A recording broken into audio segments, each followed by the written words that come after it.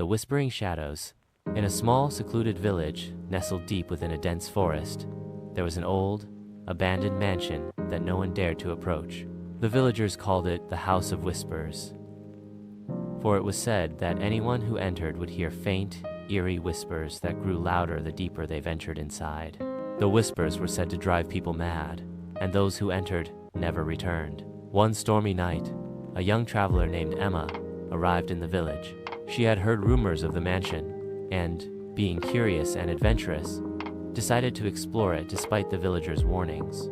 Armed with only a lantern, she made her way through the dark, winding forest path until she reached the towering, decrepit mansion. The moment Emma stepped inside, the air grew cold, and the whispers began. At first, they were faint, like distant murmurs, but as she ventured further into the house, they grew louder and more distinct. The voices seemed to come from all directions, some pleading, some laughing, and others screaming in agony.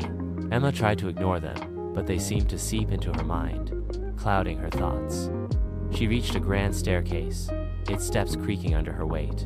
As she ascended, the whispers grew louder, and she began to see shadowy figures moving in the corners of her vision. They darted just out of sight, always staying in the periphery.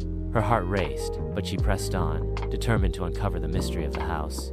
At the top of the stairs, she found a long hallway, lined with portraits of people whose eyes seemed to follow her as she passed. The whispers were now deafening, and the shadows were closing in. Emma's lantern flickered, and she realized with horror that the shadows were not just shadows, they were alive, reaching out for her with clawed hands.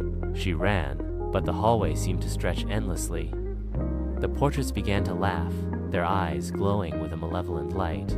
The shadows closed in, their whispers now a cacophony of voices screaming in her ears.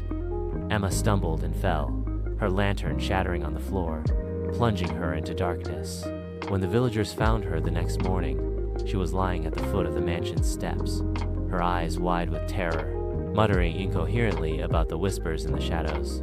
She was never the same again, and the villagers sealed the mansion's doors, vowing never to speak of it again. But on quiet nights, when the wind blows through the trees, the whispers can still be heard, calling out to anyone foolish enough to listen. And the shadows, they wait, patiently, for their next victim.